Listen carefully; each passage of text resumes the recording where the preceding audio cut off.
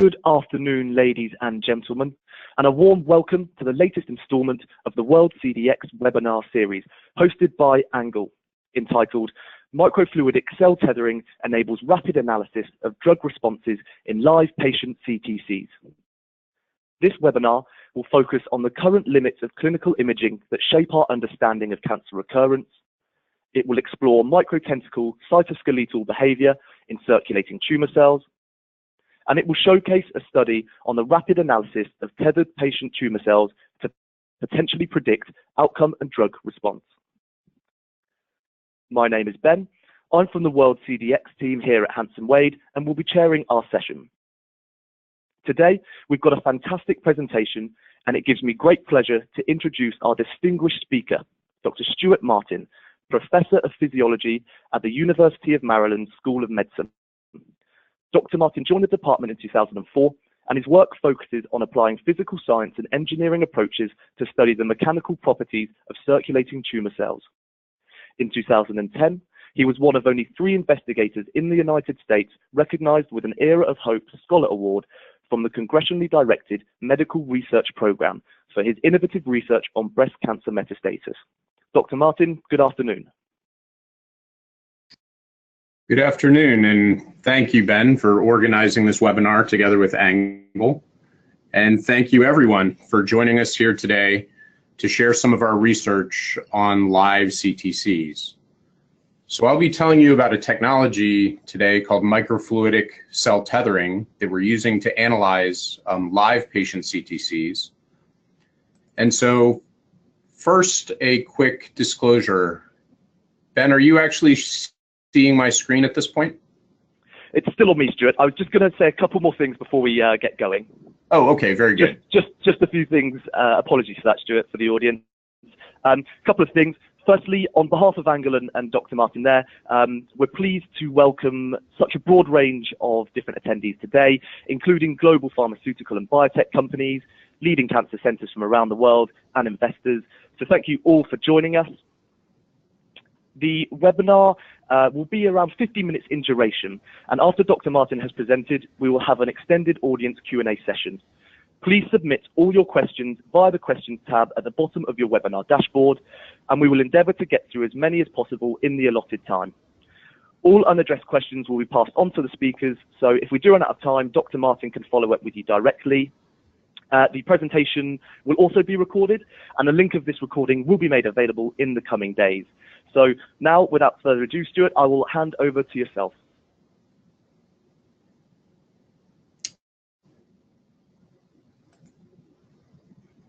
Okay, terrific.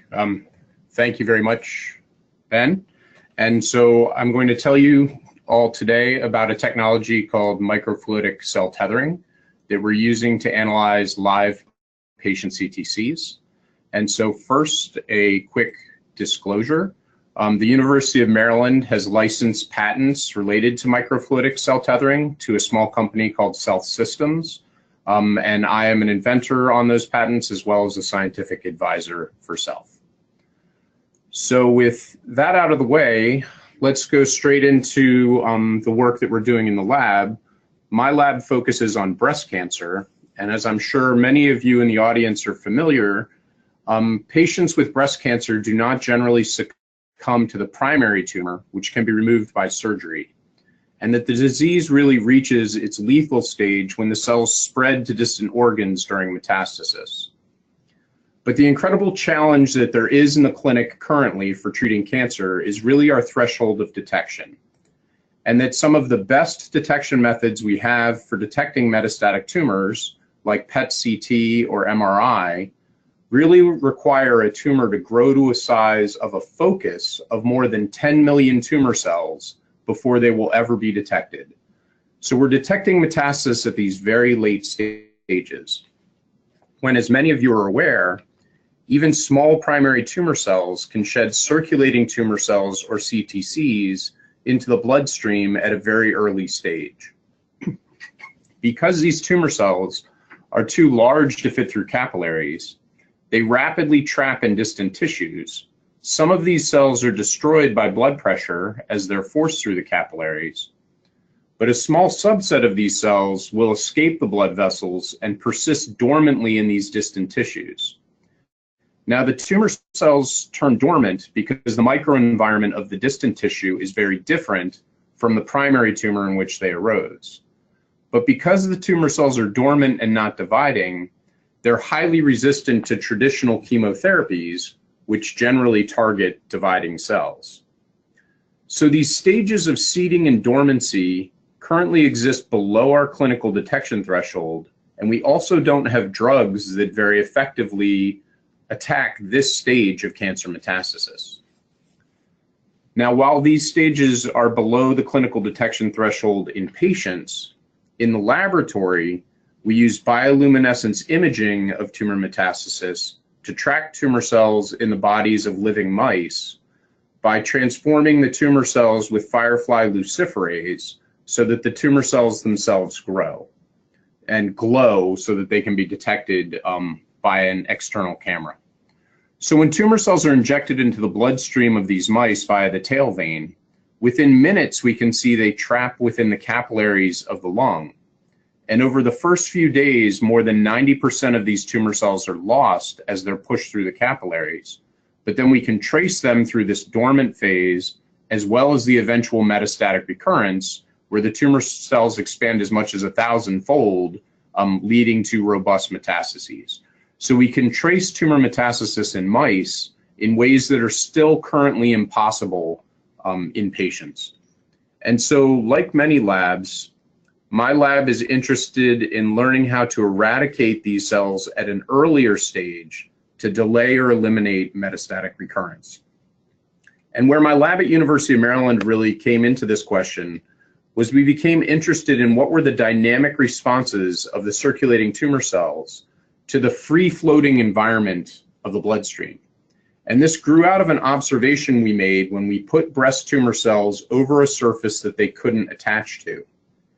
And when we did that, the cells which were floating over this surface generated these long extensions of their plasma membrane that we'd never really seen before.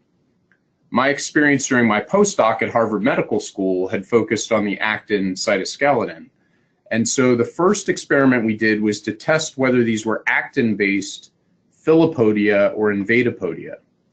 So we took the cells when they'd been detached for a short period of time, where they had these relatively short extensions, and we treated with a drug that inhibited actin polymerization that was known to destroy actin filopodia and invatopodia on tumor cells.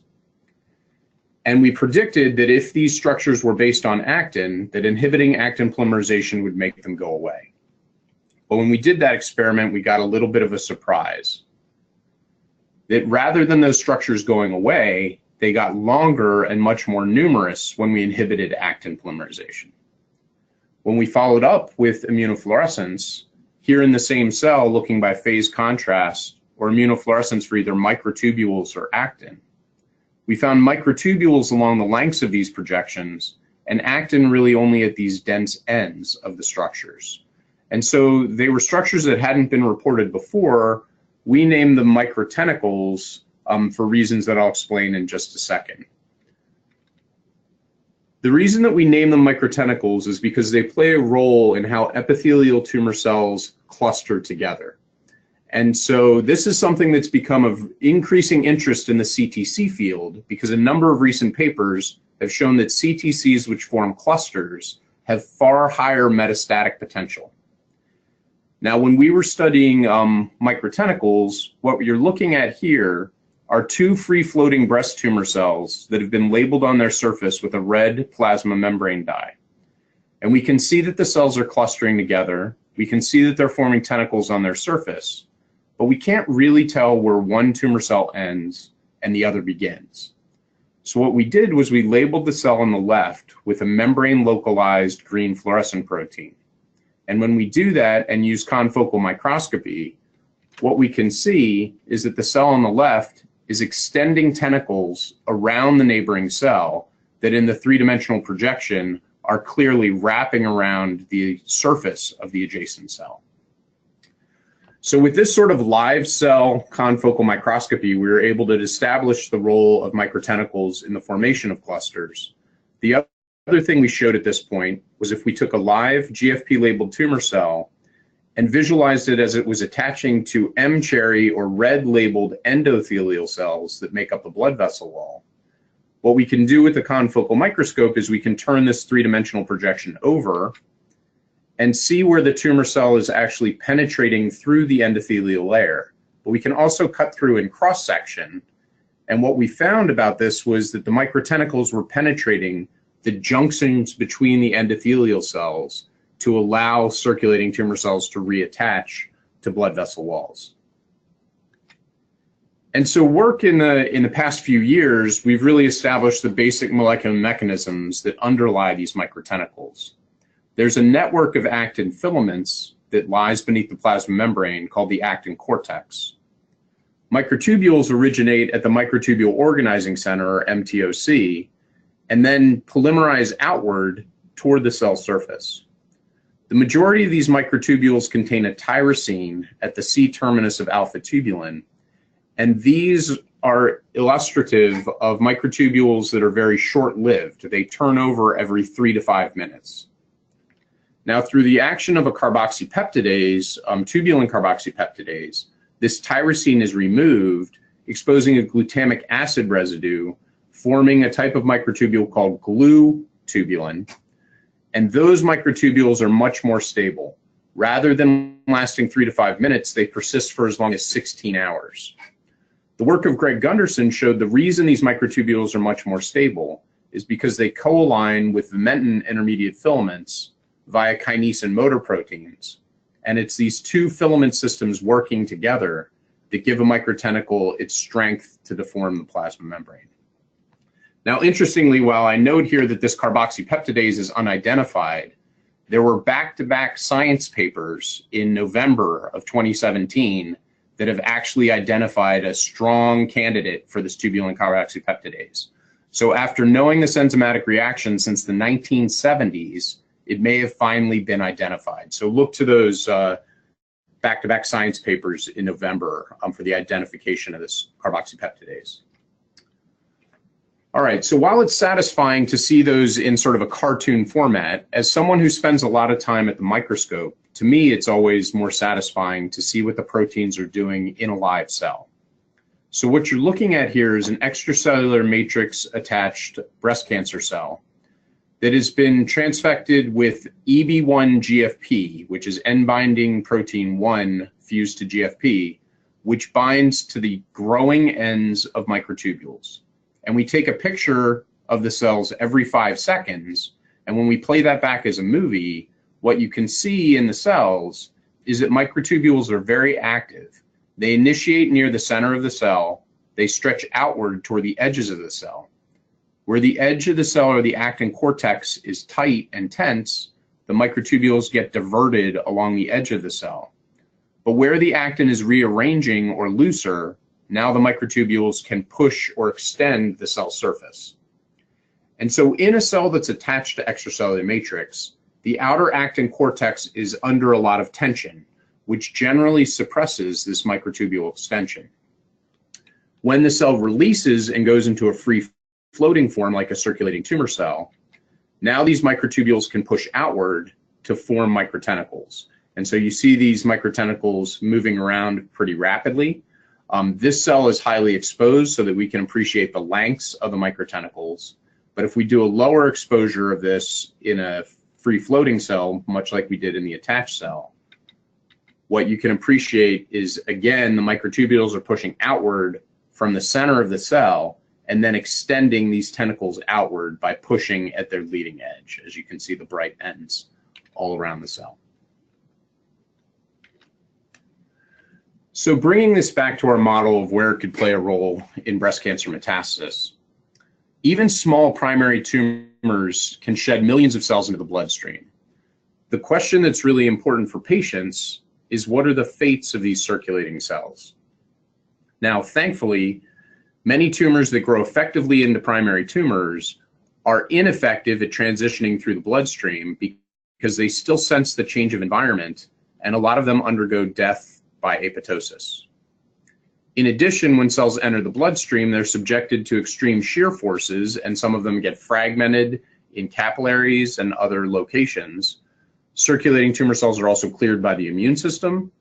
The good news is the bloodstream is a very hostile environment for circulating tumor cells, which keeps metastatic efficiency low. But the cells that can escape the vessel use microtentacles to reattach to the blood vessel wall, and then use actin-dependent crawling to extravasate or pull themselves out of the vessel. But basically, both of these steps are required to successfully form a metastatic tumor.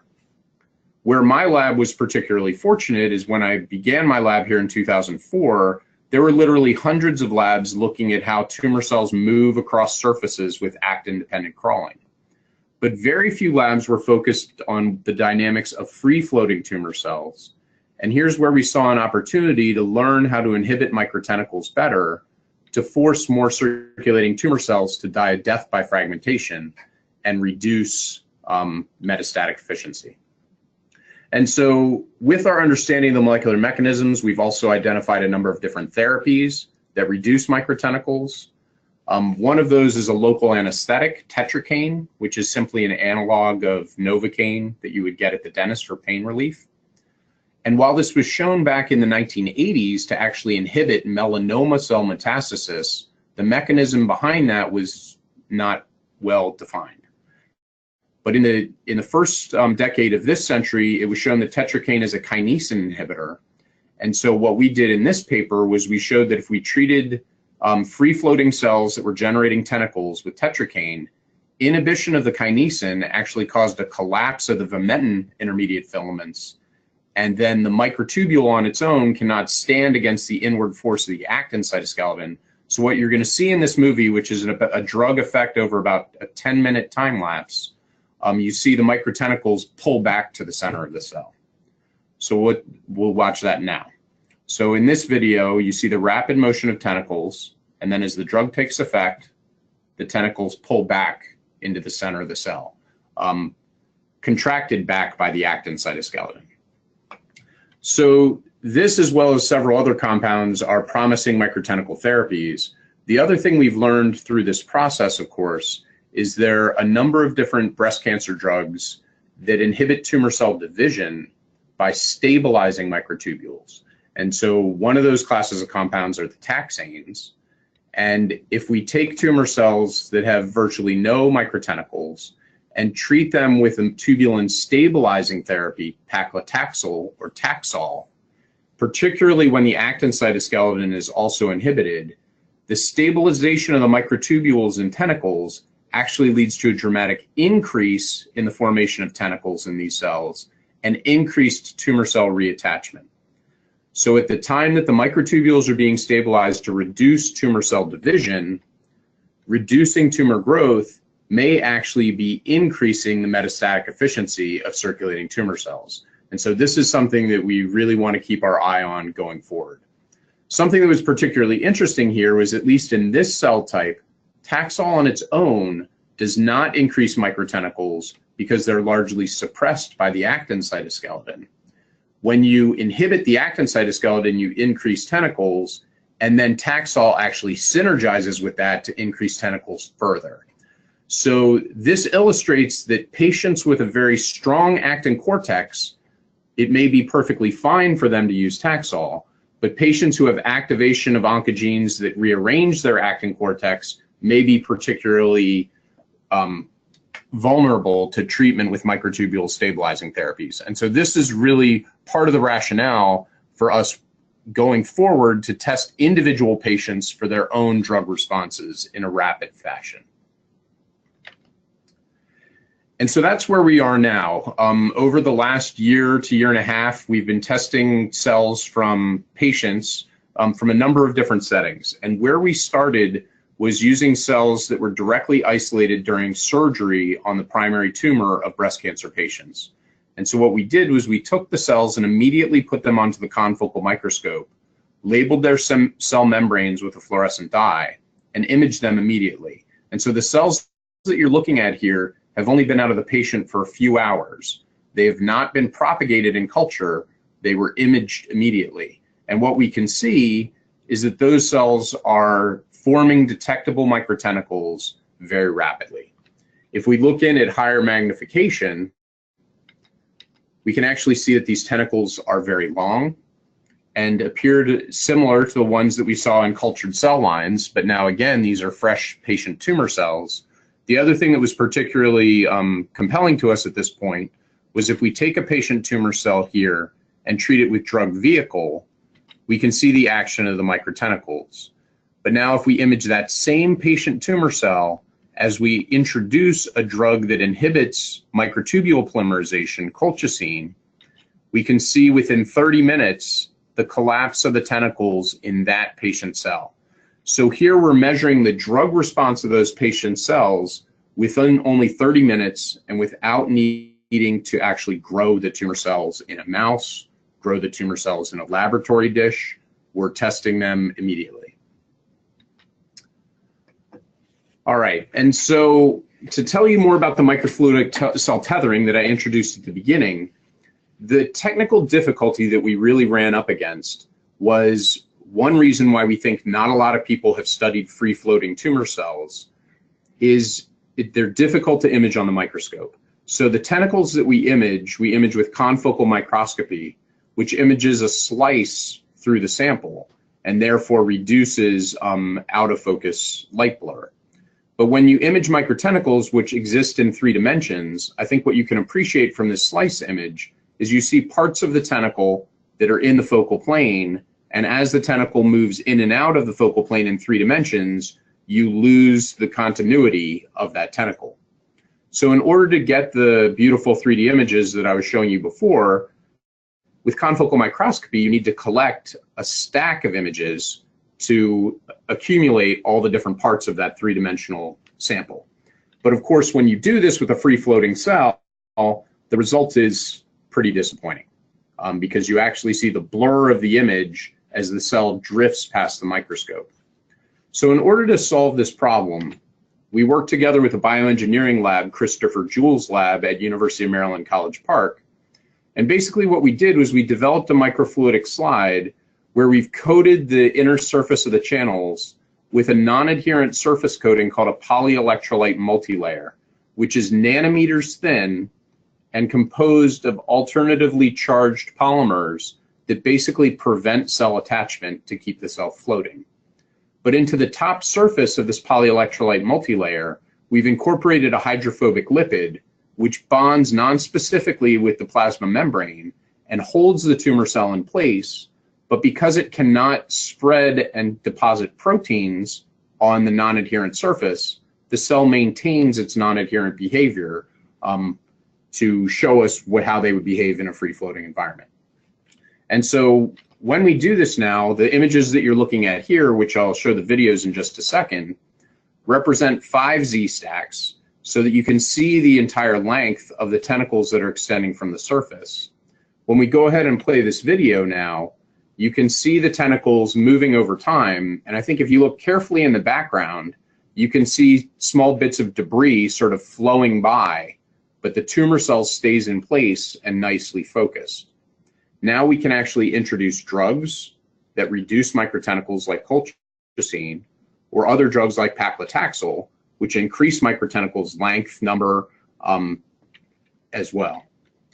And then the other advantage that we've had here now that we're able to tether the cells and stabilize the images is we're able to introduce automated quantitation so that the cell here that's showing tentacles, we can trace the perimeter of the cell with an algorithm and then find the ends of microtentacles actually just by finding the point of local maximum curvature in the perimeter outline shows us the ends of the tentacles, which over time we're able to quantitate now a number of different metrics in the patient cells, including the number of microtentacles per cell, the average microtentacle length, how much that length range changes over time. And what we can see here in the blue line is the vehicle control cells are very dynamic.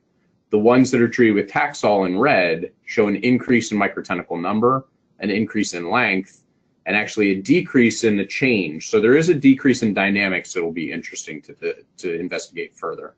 And colchicine as a microtubule disruptor flatlines basically all of these metrics.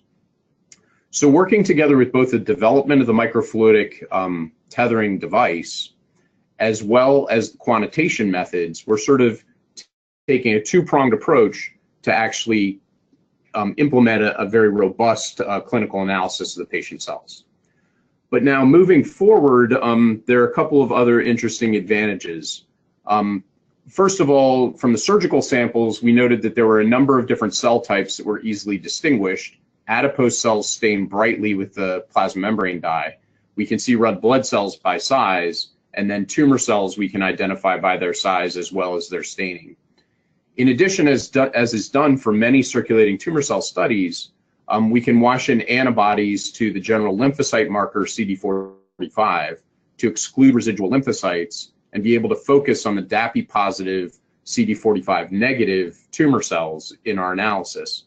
And because the cells are tethered here, they stay in place. So we're imaging here live cells where we've put in by flow a fluorescently labeled CD45 antibody to label our lymphocytes, but we can still see the microtentacle dynamics and the microtentacle drug response.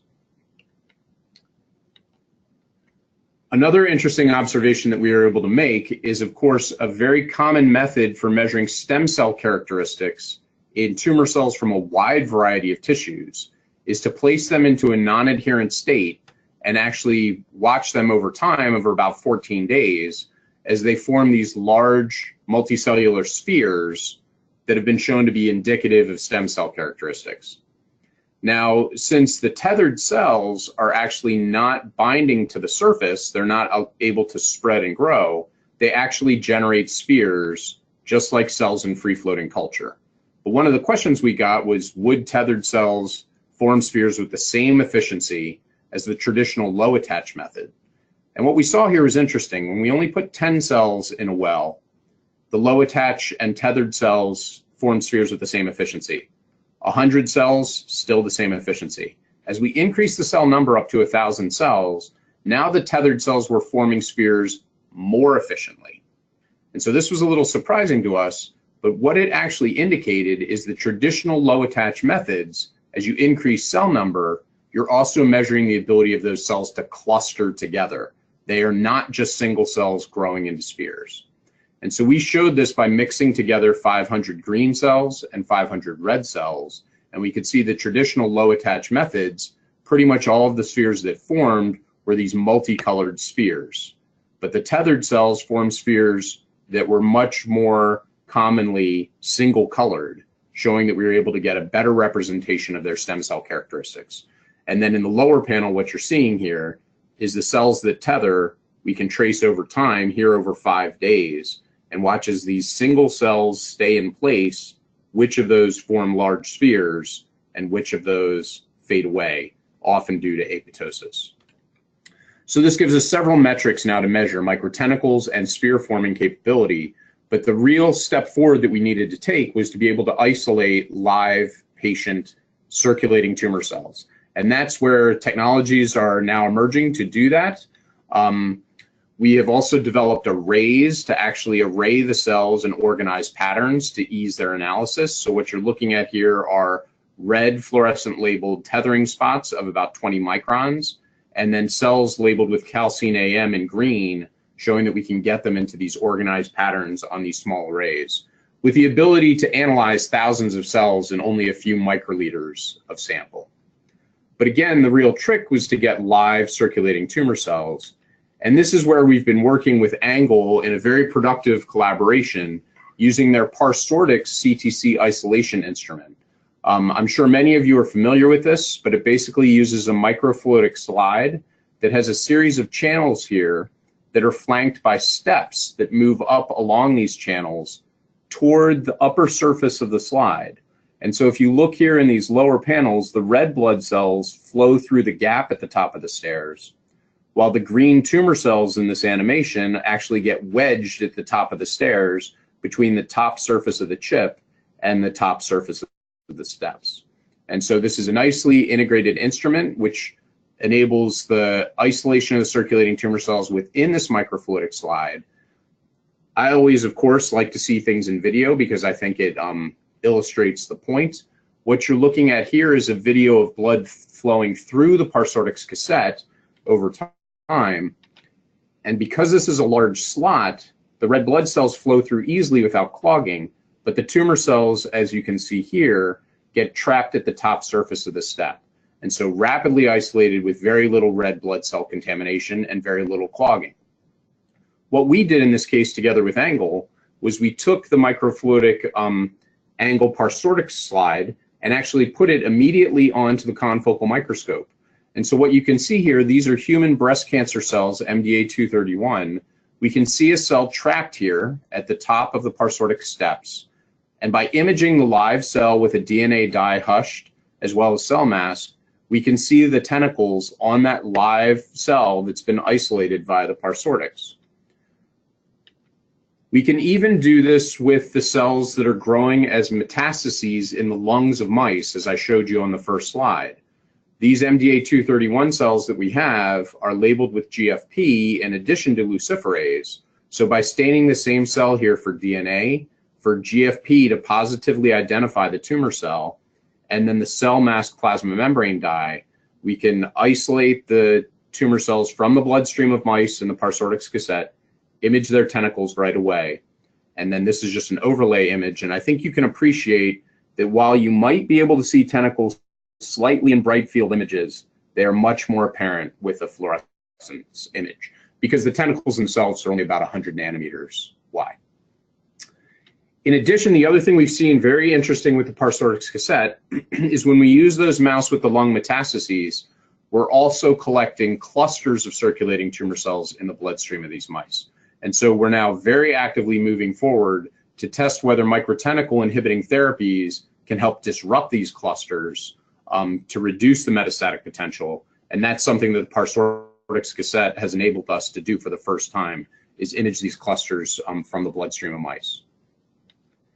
And of course, now we're also working with a group of stage 4 breast cancer patients. And what you're looking at here is one example of a patient who is ER positive, PR positive, and HER2 negative, who has bone metastasis, where from their blood sample with Parsortix isolation, we're able to recover the live cells and image the tentacles on those patient tumor cells in order to do these sorts of drug tests to optimize treatment for individual patients. And so where we see this going as we move forward is there's an opportunity here from the patient's tumor cells, either cells from the primary tumor or now with Parsortix with the live patient circulating tumor cells, to undergo 3 rapid functional measurements of the phenotypes that are indicative of metastatic potential, being the generation of microtentacles, which can be done in less than 24 hours, really only a few hours, the ability of those cells to cluster, also in under 24 hours, as well as the stem cell characteristics and their ability to form spheres. Here I say 8 days, but we actually have manuscripts coming out soon that show because we can track the individual cells and their ability to grow into spheres, we can speed up these sphere forming assays to even as little as 24 hours. With the question being, when the patient's cells show these phenotypes, which phenotypes are indicative of tumor growth, metastasis, and drug response, to get this early indication from the patient cells as to which therapies would be optimal. And one of the reasons that we pursued this route was because we're also working with patient-derived xenografts, or PDX, where the patient's primary tumor is immediately transplanted into a mouse. This has several benefits here. It retains the molecular characteristics of the original patient cell.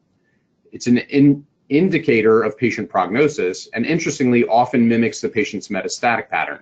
So those are the advantages. The disadvantages is it often takes more than 6 months for these PDX to grow into tumors, and at least in breast cancer, as many as 60% of the patients never even grow, their tumor cells never even grow into PDX, so you're losing a large amount of representation of your patient population. And so we're hoping by combining these two with the rapid functional tests we can do with tethering, we can find out more about these phenotypes and again, shorten this assay time down to 24 hours rather than 6 months to 2 years. Okay, and so in closing, I'd just like to thank the members of my lab who did all this work, as well as Cell Systems, which has helped us with the cell tethering, and of course Angle, which has been instrumental in providing the Parsortix technology through this collaboration to actually begin working with the live patient cells, which are really pushing the envelope forward. I'd like to specifically call out a couple people in the lab, Rebecca Whipple, who made some of the original discoveries with microtentacles, as well as Christy Chakrabarty, who's a physician scientist in the lab, who really pushed forward the tethering technology during her PhD by combining her bioengineering expertise with her training as a physician. And of course, in addition, the numerous funding agencies that have supported this work over the years, as well as the patients who've graciously volunteered their time and their blood samples for this study.